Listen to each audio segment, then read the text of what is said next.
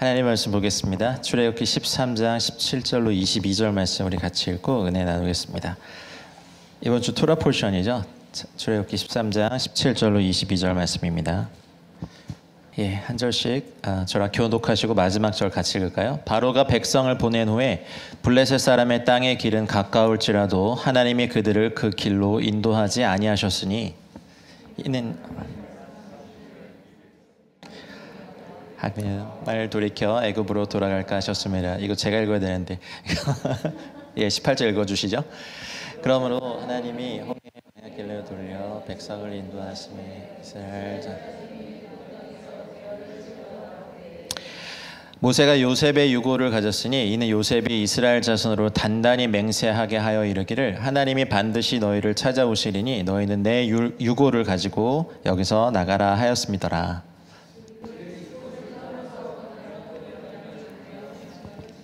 여호와께서 그들 앞에서 가시며 낮에는 구름 기둥으로 그들의 길을 인도하시고 밤에는 불 기둥을 그들에게 비추사 낮이나 밤이나 진행하게 하시니 기둥 밤에는 불 기둥이 백성 앞에서 떠나지 아니하니라. 아멘. 새해 복 많이 받으십시오. 오늘 진짜 38,000명이 와 계시네요. 와, 이 코로나 때. 네. 샤반 예배 이렇게 한 달에 한 번 정도 이렇게 오게 되는데요. 올 때마다 저도 이제 토라포션 이제 매번 묵상하지만 이번 주 토라포션 뭐였더라? 이제 또 찾아보게 되고 저도 묵상하면서 오게 됩니다. 그냥 하고 싶은 말 또 하고 싶은 메시지 많은데 샤반 예배는 꼭 토라포션을 해야 되는 이상한 부담감이 있어요. 그래서 그냥 그것이 또 하나님의 말씀의 타임 스케줄을 따라서 말씀이 선포돼야 하는 어떤 하나님의 또 법칙이고 이 예배의 이름 또 샤반 예배라고 했기 때문에 그 샤밧의 주인이신 예수님, 우리 예수와 우리 주님의 말씀이신 그분이 또 이렇게 선포돼야 됨을 또 믿습니다. 예, 이번 주 토라 포션이 그가 보내실 때입니다. 베 샬라흐인데요. 13장 17절 말씀이 핵심 말씀입니다. 한번 좀 띄워주실래요? 그 히브리어로 같이 좀 띄워주세요. 이렇게 보면 첫 몇 단어를 좀 봐야 될 필요가 있어서 제가 좀 띄워달라 그랬어요. 바, 이히, 베샬라크, 파르오 이렇게 돼 있거든요. 보면 이제 바가 이렇게 접속사잖아요. and 그리고 그다음에 예히라는 저 동사가 이제 하야 동사거든요. 그리고 있었다. 그다음에 베이트가 뭐뭐 안에 집 뭐 이런 거잖아요. 그래서 어디에 있냐면 백 샬라크 그가 보내심 안에 있었는데 뭐가 있었냐면 누가 있었냐면 파르오가 있은 거예요. 그러니까 이거를 좀 히브리어 직역을 해보면 제가 늘 이번 주 때 베샬라크 묵상할 때마다 좀 갸우뚱갸우뚱하지만 그래도 여기에 담긴 메시지가 있다라고 생각하는 게 뭐냐면 그리고 있었다. 그가 보내심 안에 바로가 있었다 이런 거죠. 그래서 이게 보냄 안에 바로가 있다라는 거는 이스라엘 민족을 정작 애굽에서 보내셨지만 정작 이스라엘 민족 안에 바로가 있는 것들을 보여주는 토라 포션의 시작이에요. 광야가 시작이 되거든요. 그래서 이것이 의미하는 영적인 의미가 있어요. 저희들도 그렇죠. 신약의 용어로 하면 내가 날마다 나를 부인하지 않으면 내 안에 정말 뭐랄까요? 죄인 중에 괴수가 막 튀어나와요. 로마서 7장에 사도 바울이 고백한 것처럼 오호라 나는 곤고한 사람이로다 하는 바로 그 존재들이 막 튀어나와요. 우리 예수님 믿고 구원받아서 너무나 좋고 주님께서 저희들 의롭다 칭해 주셔서 감사한데 살다 보면 우리 안에서 내가 주인이 되고 하나님보다 쾌락을 더 사랑하고 많은 사람들이 십자가의 원수로 가는 것을 내가 동조하는 그 괴물이 바로가 내 안에 있는 거죠. 그러니까 바, 이히, 베, 샬라 보내심 안에 있었다. 바로가. 그러니까 내 안에 바로가 있는 거예요. 그래서 이번 토라 포션의 내용에는 이제 광야의 생활이 시작이 되고 굉장히 여러 가지 중요한 얘기들이 많이 나오는데 이런 바로의 본질은 이거 기억하시고 바로의 본질은 우리 안에 스스로 주인이 되려고 하는 우리 자아예요. 실컷 애굽의 10재앙을 통해 애굽의 10가지 신을 다 심판했기 때문에 바로가 죽은 줄 알았는데 이렇게 이 말씀이 딱 시작되는 걸 보고 나니까 내 안에 스스로 주인이 되고자 하는 이 모습이 이스라엘 민족에게도 그대로 나타나고 신약 시대를 살아가는 저희들에게도 그대로 나타납니다. 그래서 결국 10가지 재앙의 본질은 내 안에 나의 자아를 죽이는 것인데, 이제 노예에서 해방되어서 광야 생활을 이제 시작하는 이스라엘 백성에게 어떻게 바로가 나타나는지를 보여주는 토라 포션이 이번 주 토라 포션 백샬라크예요. 그래서 좀 사실은 매년 이렇게 토라 포션 강해를 또 훌륭한 목사님들 해주시니까 제가 뭐 강해를 하는 건 아니고요. 또 할 만한 그런 것도 안 되고. 그래서 몇 가지 좀 같이 나누고 싶은 것이 있습니다. 여러분, 애굽을 나왔지만 바로가 이스라엘을 포기했습니까? 아직 이 본문 안에서 안 했어요. 군대를 이끌고 쫓아오잖아요. 우리가 예수님의 보혈로 말미암아 주님 하나님의 자녀가 됐지만 사탄이 우리를 포기했습니까? 할 수 있다면 믿음에서 떨어뜨려서 우리가 스스로 짐짓죄를 짓고 하나님의 구원에서 떨어뜨리게 하려는 것이 사탄의 전략이잖아요. 바로가 이스라엘을 포기하지 않은 것처럼 이 땅을 살아가는 저희들에게도 우리 대적 원수 마귀가 우리를 포기하지 않았습니다. 그리고 이스라엘 민족 안에 바로가 있어요. 이제 이 첫 구절이 이제 그렇게 말을 하는 거예요. 이 베샬라크는 이 토라 포션 본문 전체를 통해서 그러면 우리를 포기하지 않고 군대를 이끌고 쫓아오는 이 바로의 영을 우리 안에서 어떻게 죽일 수 있느냐를 보여주는 또 귀중한 영적 전쟁에, 아까 우리 김 목사님 찬양팀 찬양할 때 첫 곡에 막 외치세 할렐루야 대적이 몰려올 때인데 오늘 딱 이거 예언적으로 선포하신 것 같아요. 할렐루야. 갈수록 영성이 예, 깊어지시는 것 같습니다. 이렇게 삶이 굉장히 어려운 시간을 보내고 나서 광야의 길을 걷고 난 다음에 나오는 찬양인 것 같습니다. 근데 바로는 여러분 다 아시는 것처럼 어떻게 죽습니까? 물을 만나야 죽거든요. 그렇죠? 추격하던 바로의 군대들이 홍해를 건너지 못하고 몰살당해요. 근데 물을 나타내는 히브리어 단어 마임이 이렇게 요드, mem이잖아요. 그러니까 이 mem이 의미하는 바는 진리예요. 그래서 토라에서 물은 진리를 나타냅니다. 그러면 이제 마임이라고 하는 이 물, 그러니까 우리 안에 있는 바로가 실제로 바로와 바로의 군대들도 그랬고 우리 안에 있는 바로가 죽기 위해서는 진리가 필요합니다. 진리가 계속해서 내 안에 들어와서 이 진리로 말미암아 내 안에 있는 애굽의 사고방식, 가치관, 애굽의 진리들이 하나님의 진리로 이제 어떻게 보면 이렇게 삼킨 바 되어야 됩니다. 이번 본문에는 홍해를 통과하며 침례받는 사건도 나오고요.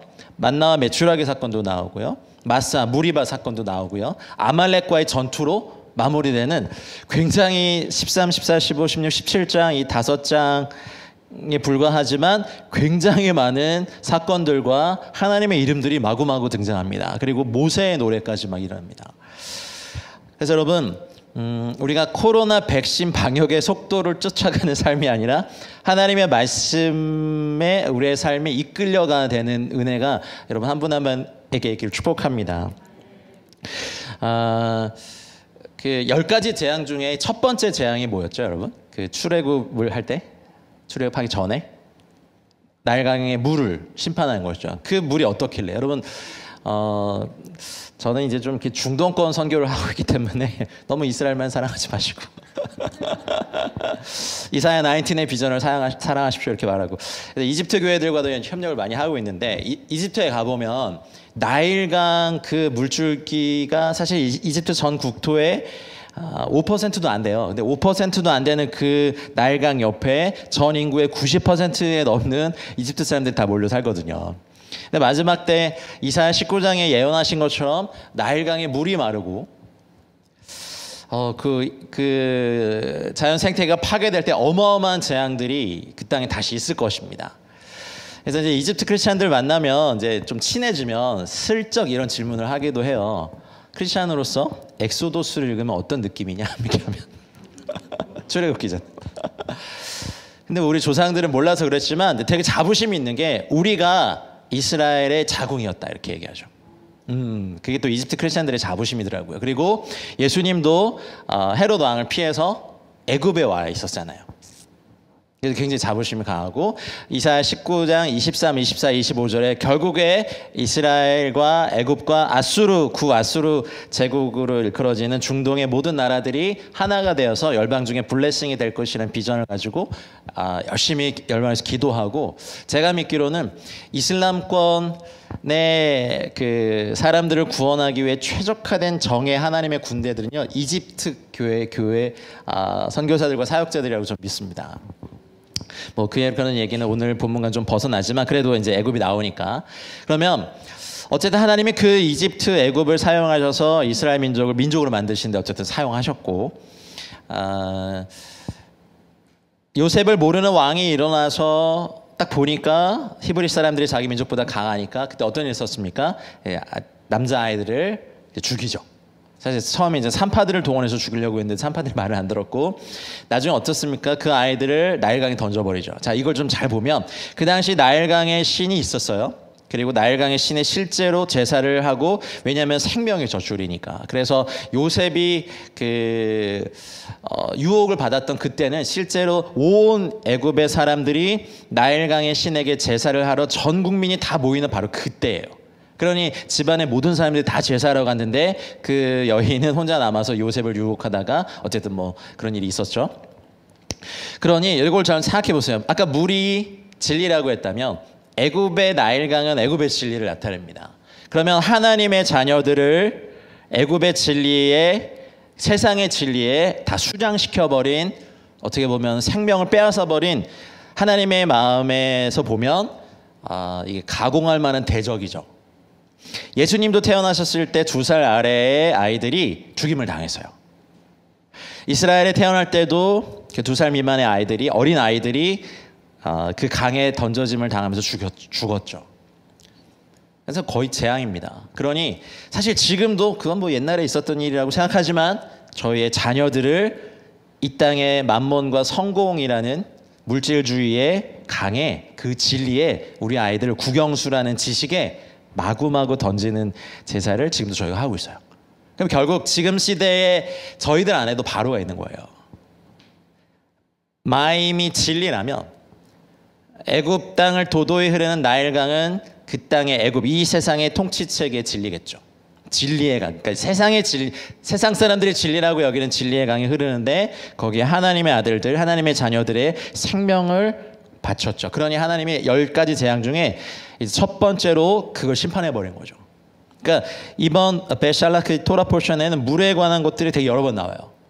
또 심판의 물도 있고 홍해를 통과하면서 받는 침례의 물도 있고 나중에 반석을 치면서 나오는 우리에게 생명이 되는 생수의 물도 있어요. 이것이 우리가 도달해야 되는 어떠한 물의 단계이기도 합니다.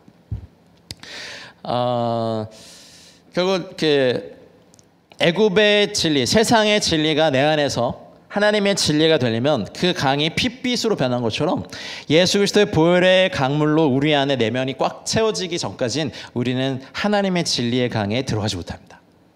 아멘입니까? 그러니까 되게 이렇게 의미가 있는 거죠. 그러니 어쨌든 우리 안에 보내심을 받은 우리 안에 바로가 있습니다. 그래서 이 베샬라하는 결국에는 이 모든 기적을 다 보고 하나님의 인도하심을 받고 구름 기둥과 불 기둥의 인도하심을 늘 받았지만 결국에는 하나님을 배신하는 이스라엘 백성 안에 있는 바로를 어떻게 심판하시는지에 대한 하나님의 예표예요. 이 본문들이 이번 주간에 함께 이 예배에 참여하신 모든 분들에게 실제가 되는 은혜가 축복합니다. 가깝지만 하나님이 그들을 그 길로 인도하지 아니하셨어요. 이는 하나님이 말씀하시기를 이 백성이 전쟁을 하게 되면 마음을 돌이켜 애굽으로 돌아갈까 하셨습니다. 굉장히 한 5일 정도만 가면 도달할 수 있는 거리인데 하나님이 이 길을 돌아가게 하신 이유가 그 당시 가나안 땅으로 가는 몇 가지 루트가 있었는데 가장 좋은 길이 이제 킹즈 하이웨이였어요.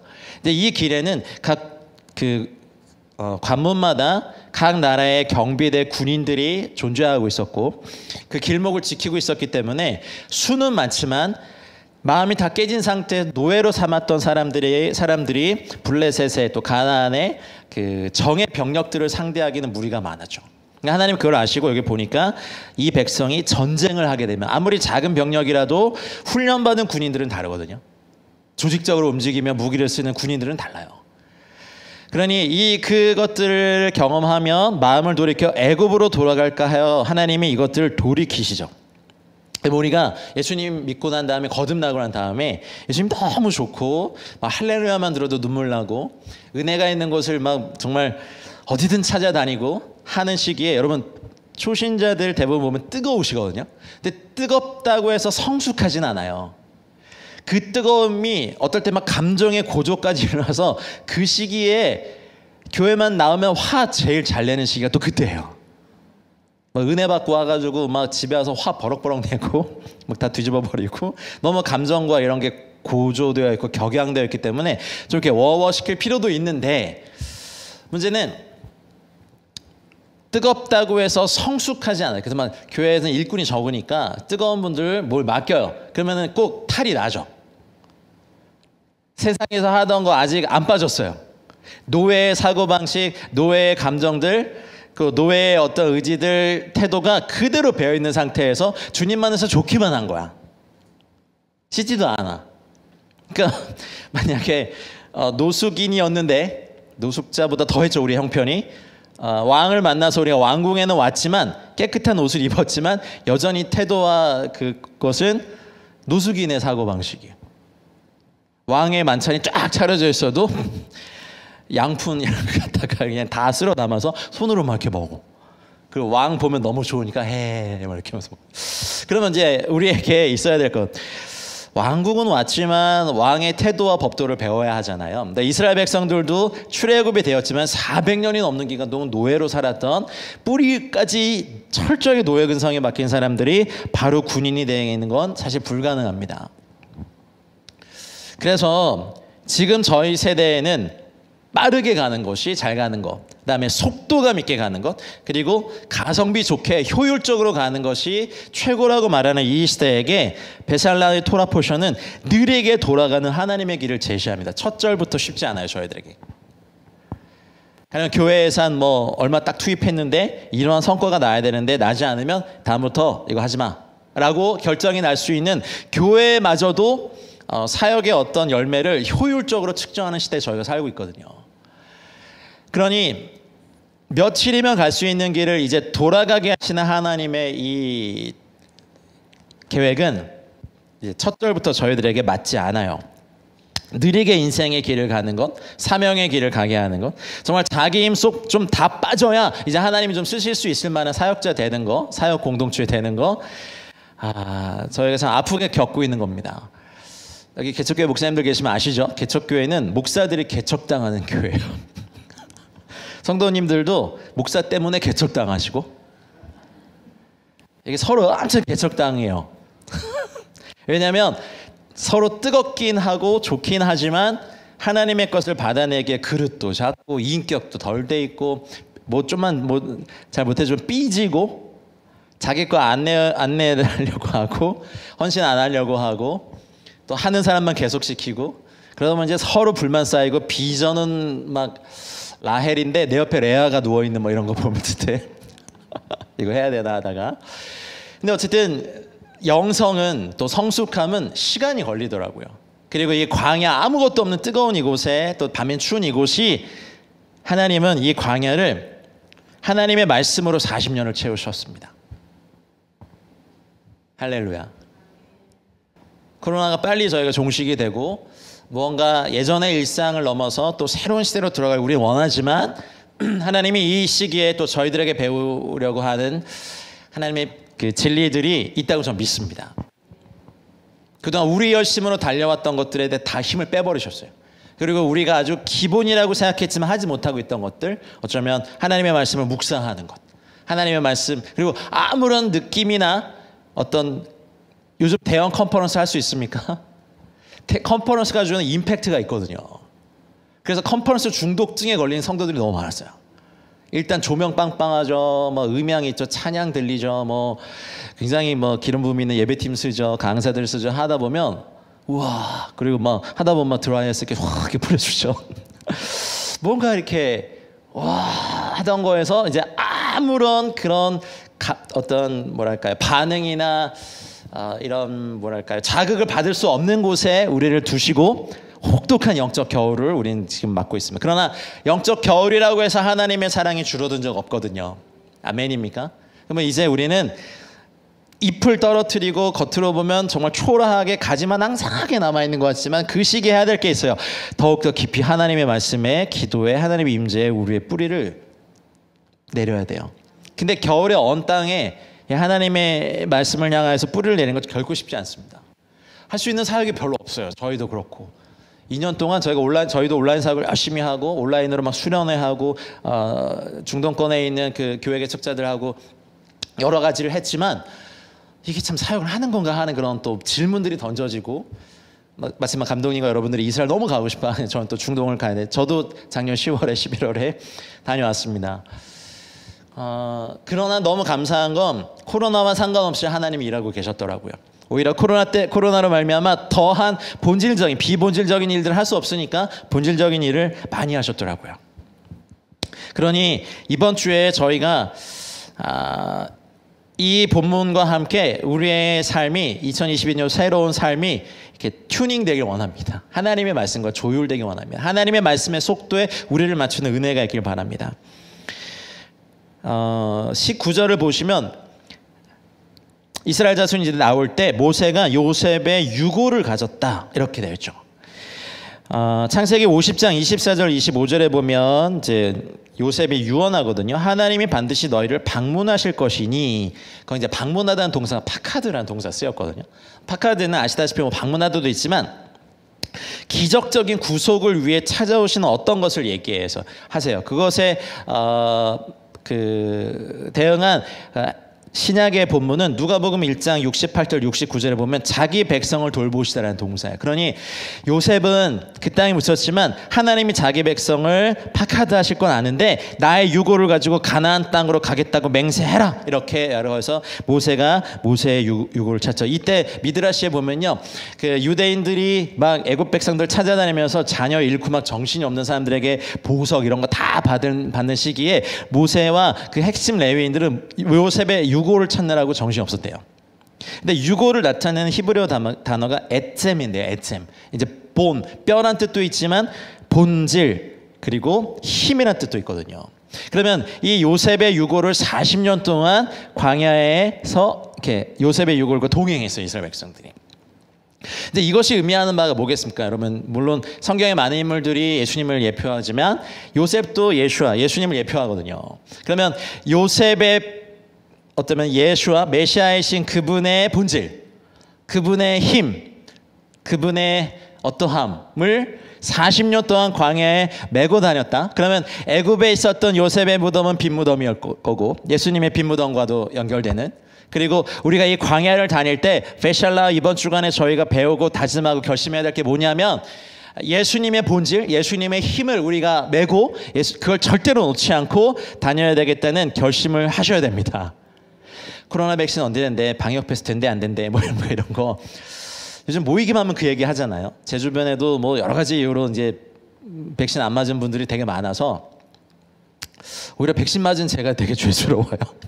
저는 이제 선교 가려고 맞은 거였기던데 어디 갈 수도 없고 온통 그 얘기예요. 모이기만 하면 백신 얘기, 뉴스 얘기, 뭐 어디는 되네 안 되네, 뭐 어디 가봤더니 검사 안 하더니 뭐 그런 얘기만 하는데 이게 과연 선할까? 우리가 지금 더 많이 얘기해야 될 것은 백신에 대한 관한 뉴스가 아니라, 음모론이 아니라, 그래서 뭐 빌 게이츠가 얼마 벌었대 이런 얘기하는 게 아니라 요셉의 뼈, 요셉의 유골, 예수님의 본질, 힘을 우리가 가지고 이 광야 생활을 가느냐 안 가느냐, 이런 얘기 더 많이 해야 되지 않을까요?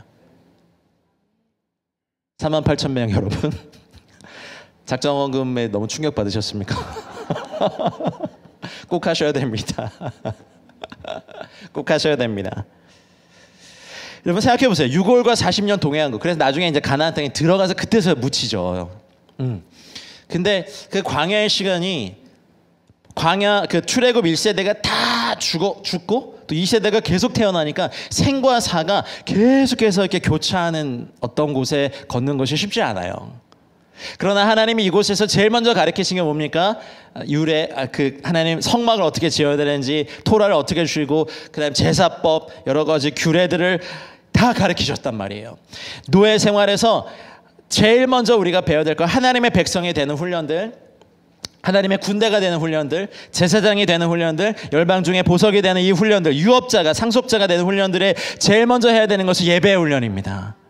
여러분, 우리가 코로나 시대에 살면서 재정적인 어려움도 힘들지만 제일 어려운 게 뭐세요? 마음껏 예배할 수 없고 마음껏 기도할 수 없는 것이 제일 힘들지 않으세요? 제발 그렇다고 해주세요. 좀 도와주셔야 설교가 되죠. 예, 저희도 너무 힘들더라고요. 조금만 많이 모이면 주변에서 막 민원 들어오고 막 모였다고 신고 들어오고 할 때, 야, 이거 참 너무 어렵더라고요. 정말 어려웠어요. 하지만 어떻게든 우리는 기도하고 어떻게든 예배하고, 통성 기도를 못했지만 우리는 침묵 기도할 수 있고, 속으로 할 수 있는 기도할 수 있고, 읊조림에 기도할 수 있고, 걸어다니면서 기도할 수 있습니다. 할렐루야.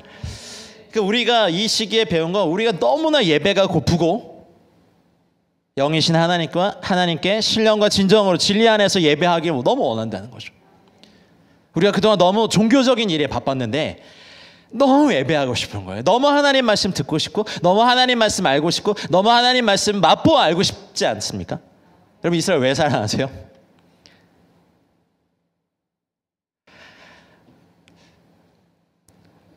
사랑하신 이유가 있으신 걸 믿습니다. 앞으로도 사랑하실 거니까. 근데 이스라엘도 우리의 사랑의 대상이지만 주님보다 이스라엘 우리 더 사랑하지 않잖아요. 솔직히 사역자들도 사역이 주님보다 더 사랑할 수 없는 시대를 살고 있었어요. 몇 년간 코로나 때문에. 그래서 오히려 본질에 가까웠어요. 생과 사의 갈림길에서, 예전에 어떤 대형 교회에서 수석 부목사님을 오래 하신 동기 목사님 뵌 적이 있는데, 그렇다고 아침에는 검정 넥타이 메고 발인 예배 가고 천국 환송 예배 가고, 저녁에는 빨간 넥타이 메고 돌 예배 가서 애들 축복해 주는데, 하루가 목사로서의 삶이 생과 사의 갈림길, 고기 중간 지점에 있는 것 같다는 느낌이 들어요. 모세가 그러지 않았을까요? 매일 떠나는 사람들, 그 광야에서 흙으로 돌아가는 사람들, 매일 태어나는 아기들, 또 매일 드려지는 상번제 예배들, 매일 또 레위인들과, 어쩌면 모세가 그 40년 동안 매일매일 했던 일이 토라를 가리키는 일들, 하나님의 말씀으로 이스라엘 노예인 사람들을 하나님의 군대로 회복시키기 위해서 토라를 가르쳤던 모세의 그 토라 학교, 힘을 다해 뜻을 다해 하나님을 사랑하라고 가르쳤고, 그러나 날마다 사랑했던 사람들, 정을 붙였던 사람들이 날마다 떠나가는 소식 듣고, 결국에는 1세대 다 떠나고 여호수아 갈렙 딱 두 사람 남고 새로운 세대가 일어나고, 모세도 들어가지 못하는 이것에 처절할 만큼 영혼의 어두운 밤, 우리 비축을 하면 그것을 시작하는 주간이 베샬라 이번 주간입니다. 여러분, 우리가 이 광야에서 요셉의 유골, 예수와의 힘, 본질을 가지고 이 40년을 가야 됩니다. 잘 아시는 것처럼 이제 바로가 이들을 치러 오죠. 뭐 이런 스토리를 다 아시니까. 근데 하나님 미리 말씀하셨어요. 온 군대로 말미암아 내가 여호와인 줄 알 것이다, 이 말을 했는데, 이스라엘 백성이 그 말을 들었어도 애국 군대가 오니까, 자기 주인이었던 사람이 막 이렇게 군대를 이끌고 오니까 두려워할 때, 이때 유명한 말을 하죠. 모세가 오늘 읽지 않았지만 14장 13절에 보면, 모세가 백성에 이르되 너희는 두려워하지 말고 가만히 서서 여호와께서 오늘 너희를 위하여 행하시는 구원을 보라. 너희가 오늘 본 애굽 사람을 영원히 다시 보지 아니하리라. 여호와께서 너희를 위하여 싸우시리니 너희는 가만히 있을지니라. 여러분, 우리가 이 시대에, 코로나 시대에 백신 방역 패스 어떻게 되는지 물론 뉴스도 봐야겠지만, 우리가 이 시기에 가장 많이 해야 되는 것은 가만히 있지만 여호와를 찬양하는 것입니다. 이제 우리가 할 수 있는 일이 그리 많지 않아요. 어느 나라 갈 수도 없어요. 무슨 사역을 하기도 너무 어려워요. 사람을 만나는 것도 어렵고 모임을 할 수도 없어요. 그러나 우리가 할 수 있는 유일한 것은 하나님을 바라고, 그분이 여전히 그분의 능하신 손의 능력이 줄어들지 않은 그분이 이 땅의 민족을 향하여, 열방을 향하여, 또 이스라엘을 위해서 하시는 일들을 보시는 겁니다. 아멘. 여호와께서 이제 모세에게 이르십니다. 왜 내게 부르짖느냐? 이스라엘 전체에게 명령, 앞으로 나가게 하고 지팡이를 들고 손을 바다 위로 내밀어라. 작은 지팡이를 들어올리는 그것, 모세에게도 믿음이 필요했겠죠. 왜 그 쉽게 영화에 보면 들어올리자마자 확 갈라졌지만, 사실은 이 본문을 보면 14장 21절에 보면, 모세가 바다 위로 손을 내밀매 여호와께서 큰 동풍이 밤새도록 바닷물을 물러가게 하심. 그렇죠? 물이 갈라져 바다가 마른 땅이 되었습니다. 하나님의 사자가 이스라엘 백성 진 뒤로 옮겨서 애굽 백성과 이스라엘 백성의 사이를 가르고 밤새도록 동풍을 불게 해서 홍해를 가르게 합니다. 여러분, 바닷길은 인도자가 필요 없습니다. 앞으로만 가야 됩니다. 근데 참 신기했을 것 같아요. 아들하고 그런 모세 애니메이션을 보다가 막 이렇게 사람들이 홍해를 지나가면서 바닷속에 막 이렇게 손도 넣어보고 막 그런 거 보면 저희 아들은 난 저기 뛰어들 거야. 충분히 그러고도 나무래지만 저는 바로 잡아서. 근데 되게 신기할 것 같아요. 바닷속에 막 이렇게 손을 넣어보면서. 어쨌든 고린도전서 10장 1절 2절에 말씀하신 것처럼 그 홍해를 건너면서 이스라엘 백성이 모세와 함께 침례를 받은 거죠. 할렐루야. 물 사이를 가르고 그 물 사이를 지나가게 하는 것. 그리고 결국에는 14장 24절을 보면 새벽에 여호와께서, 새벽은 우리 하나님께서 저희를 도우시는 시간입니다. 새벽에 하나님이 여러분을 도우실 겁니다. 새벽에 일찍 일어나셔서 주의 얼굴을 보시기 바랍니다. 어쨌든 원수들을 물로, 마임으로 수장시켜 버렸어요. 할렐루야. 유대인의 어린 아이들을 나일강의 물로 죽였던 애굽 백성을 하나님이 수장시켜 버리셨어요. 바로는 이렇게 죽였습니다. 근데 아이들이 죽었지만 애굽의 어른들이 죽었어요. 이자를 톡톡히 받으셨어요. 공의의 하나님이십니다.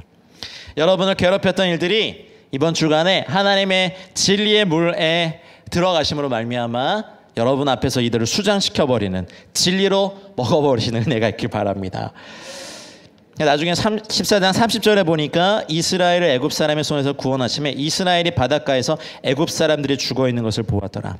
여러분, 애굽 사람들은요, 특별히 왕들 같은 사람들은 태어나자마자 자신의 무덤을 만듭니다. 왜냐하면 무덤을 화려하게 만드는 이유는 이생과 저생에 드나드는 문이자 집이라고 생각했기 때문에 굉장히 화려하게 만듭니다. 그래서 왕들은 평생 자기 무덤 만들고 죽은 다음에 다른 세상으로 간다고 거기로 들어갔죠. 미라를 만들고. 근데 육체를 이렇게 소중하게 여겼던 애굽 사람들을 바닷가에서 이렇게 또 물로 그들을 밀게 하셔서 바닷가에서 이 시체들을 모독하셨어요. 하나님이. 그러면 새들이 와서 막 먹겠죠. 짐승들이 와서 물어 뜯겠죠. 그러니 우리를 이렇게 짓눌렀던 원수들을 우리가 찬양하고 주님을 바랄 때 오늘 우리가 찬양했던 것처럼 우리 앞에서 이렇게 수장시켜 버리시고 다시는 우리에게 힘을 쓸 수 없을 정도로 만들어 버리는 하나님의 은혜가 저 여러분들 가운데 있기를 주님을 축원합니다. 그러니 이제 출애굽기 15장은 모세가 이스라엘 자손과 함께 막 노래하죠. 소위 모세의 노래라고 하는 이 노래. 내가 여호와를 찬송하리니 그는 높고 영화로우시며 말과 그 탄자를 바다에 던지셨음이로다. 할렐루야. 15장 2절에 보면 여호와에 대해서 7개의 호칭이 나와요. 여호와는 나의 힘이고 여호와는 나의 노래시며 나의 구원이시며 나의 하나님이시고 내 아버지의 하나님이시고 3절에 여호와는 용사시고 여호와시다. 여러분, 7개의 여호와의 하나님에 대한 호칭이 이번 주간에 저희의 노래가 되고 저희의 고백이 되길 원합니다. 또 브레드TV의 힘이 되시길 축복합니다. 할렐루야. 그래서 15장 전체가 이렇게 주님을 노래해요. 온 이스라엘 백성 얼마나 기뻤을까요?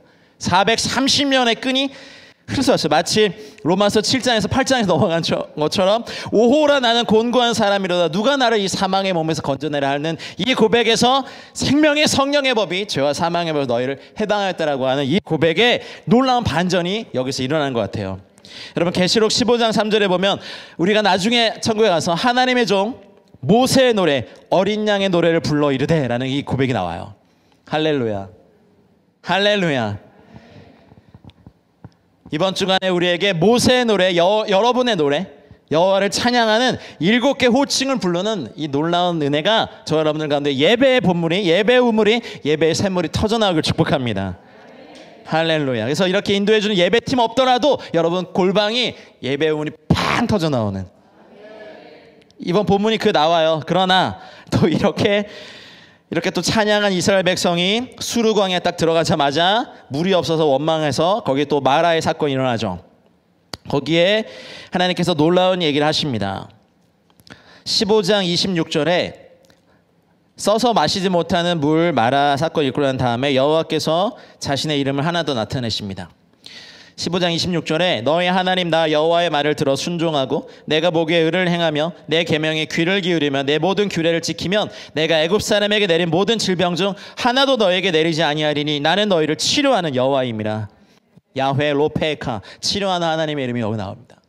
이거 그냥 넘기시면 안 돼요. 그 주간에 하나님의 이름들을 계시하시고 드러내실 때 그 본문을 통하여서 어떻게든 하나님의 이름이 내 것이 되고 우리의 것이 되고 우리 공동체의 것이 되고 이 치료하신 하나님의 이름이 이 민족을 치료하시고 저 북한을 치료하시고 또 이스라엘과 열방을 치료하시는 은혜가 있도록 우리는 이 말씀을 우리가 먹어야 돼요. 엘림에 이르고 물샘 12. 그래서 각 지파마다 하나의 그 물샘들을 줬겠죠. 종려나무 나무 70그루가 있고. 그러니 이런 일들을 일으키시니 놀라운 본문에 들어가는 이 은혜. 오늘 샤밧에 이 본문들을 한 주간 내내 묵상하시면서 이 일들이 그때 그곳에 일어난 사건이 아니라 지금 나에게도 우리 가정에도 우리 공동체에도 일어나는 또 다른 일이, 새로운 일이 2022년도에 새롭게 경험하는 일이 되시길 바랍니다. 15장이 물의 위기였다면 16장은 식량의 위기입니다. 막 또 원망해요. 그 바로가 계속 나와요. 파예히, 그렇죠? 페샬라크 파라오 똑같죠. 기적을 베푸시고 바로가 나오고 기적을 베푸시고 바로가 나오고. 그래서 40년 동안 이 바로를 계속 죽여요. 우리가 육의 소욕 안에서 마치 사망의 몸의 형벌이 뭔지 아세요, 여러분? 실제로 처벌을 하는 법인데요. 살아있는 사람을 죽은 시체와 같이 묶어요. 똑같이 눈과 눈과 코와 코와 입과 입과 손과 손과 발과 발과 몸과 몸을 같이 묶어요. 그러면 시체가 썩으면서 내 몸도 같이 썩겠죠. 그래서 사도 바울이 그렇게 고백한 거예요. 누가 나를 이 사망의 몸에서 나를 건져내냐. 율법의 저주에서 속량하시리. 이 바로를 우리 안에 바로를 심판하시리. 우리 주 예수와 예수 그리스도밖에 없습니다. 아멘. 그래서 16장은 놀라운 일, 메추라기와 만나가 하나님께로부터 공급되고 안식일이 선포됩니다. 사랑하는 여러분, 많이 어렵지만 우리 어려움에 눌리지 마시고 이번 주간부터 새롭게 공급하시는 메추라기와 만나고 공급되는 은혜, 우리 살아내야 되잖아요. 그냥 견디는 게 아니라 풍성하게 살아내셔야 돼요. 네, 48,000명 여러분 작정금 하시고 또 주변에 어려운 분들 계시면 꼭 굳이 하시길 바랍니다. 고아와 과부를 환난 중에 돌보시고 강도 만난 자들 그냥 넘기지 마십시오. 올해는 여러분 메추라기의 만나를 넘어서 여러분 손으로 하는 모든 일에 복 주시는 새로운 한 해임을 제가 믿음으로 선포합니다. 자, 이제 17장으로 그렇게 가면 메추라기 만나 사건 넘어가고 17장으로 가면 르비딘 광야에 가서 또 바로가 나와요. 또 여기서 마실 물 없다고 아주 또 원망하죠. 이때는 모세에게 이르시되 반석을 쳐라. 거기서 물이 나오리니 백성이 마시리라. 여러분 고린도전서 10장 4절에 사도 바울이 고린도 교회에 이렇게 말했어요. 다 같은 신령한 음료를 마셨으니 이는 그들을 따르는 신령한 반석으로부터 마셨음에 그 반석은 그리스도시라. 이때 이렇게 반석을 쳐서 물이 나오기 시작한 이 반석을 이스라엘 백성 미드라시 전승사에 보면 40년 동안 이 반석을 계속 메고 다녔대요. 그러면 그 반석에서 계속 물이 나온 거죠. 그러니 고린도전서에도 그들을 따르는 신령한 반석으로부터 나왔던 이 반석이 그리스도, 예수 그리스도. 그렇다면 오늘 이 본문을 이제 마무리할 건데요. 여러 가지 물이 나왔어요. 홍해의 물도 있었고 마라의 쓴물도 있었고 이제 반석에 나오는 예수 그리스도의 물이 여러분 안에서 솟아나오는 영생의 생명의 강이 되시길. 요한복음 7장에서 말씀하신 것처럼 그 속에서 솟아나오는 영생의 생명의 강이 되는 은혜가 있길 축복합니다. 그리고 나서 어떤 일이 일어납니까? 바로와는 다른 아말렉, 이들과의 첫 번째 싸움이 일어납니다. 모세와 아론과 훌이 활약하고 여호수아가 등장해서 싸움에서 이기게 됩니다. 그리고 이번 베샬라흐를 마무리하면서 하나님께서 놀라운 이름을 하나 더 모세를 통해서 알려주십니다. 17장 15절에 여호와 니시. 할렐루야. 승리에서 승리로. 할렐루야. 바로를 죽이신 하나님이 이제 아말렉과의 전투에서 드디어 노예들이 군인이 돼요. 승리가 저와 여러분들 드디어 저희가 수비형 영적 전쟁만 하는 사람들이 아니라 이제 공격형 영적 전쟁에서 아말렉을 싸워 이기는 하나님의 용사 되시길 바랍니다. 그래서 여호와가 아말렉과 더불어 대대로 싸우는 은혜가 있기를 바랍니다. 그래서 이번 주 하프타라도요 사사기 4장에 나오는 사사 드보라에 대한 사건이에요. 승리죠. 브리타다샤는요 조금씩 공동체마다 다르긴 하지만 마태복음의 14장에 무리를 걸으신 예수님이에요. 그 세상의 모든 지식 위에 계신 참 진리의 신, 태초부터 계신 하토라, 그 말씀이신 예수 그리스도에 대한 묵상이에요. 승리로 이번 주간을 반드시 여러분 것을 만드셔야 됩니다. 우리의 승리는 주님께 있습니다. 우리의 승리는 여호와 하나님께 있습니다. 모세의 노래가 우리의 노래가 되고 또 브레티비의 노래가 되시고 여러분 각자 계신 곳에서의 노래가 되시길 축복합니다. 한번 기도하고 우리 이스라엘 위해서 기도하겠습니다. 한번 같이 기도한 이후에 제가 마이크 넘기겠습니다. 많이 말씀드렸지만 여러분 마음에 와닿는 거 한 가지 붙잡고 기도해 주십시오. 하나님 페샬라크 저에게 말씀하신 말씀인 줄 믿습니다. 주님 주의 이름을 드러내 주시고 하나님의 물의 역사의 사건을 일으켜 주시고 메추라하게 만나를 경험하게 하시고 여호와 라파 치료하는 하나님의 이름을 경험하게 하신 각자의 감동을 따라 우리 존귀하신 주님의 이름 한번 부르고 기도하겠습니다.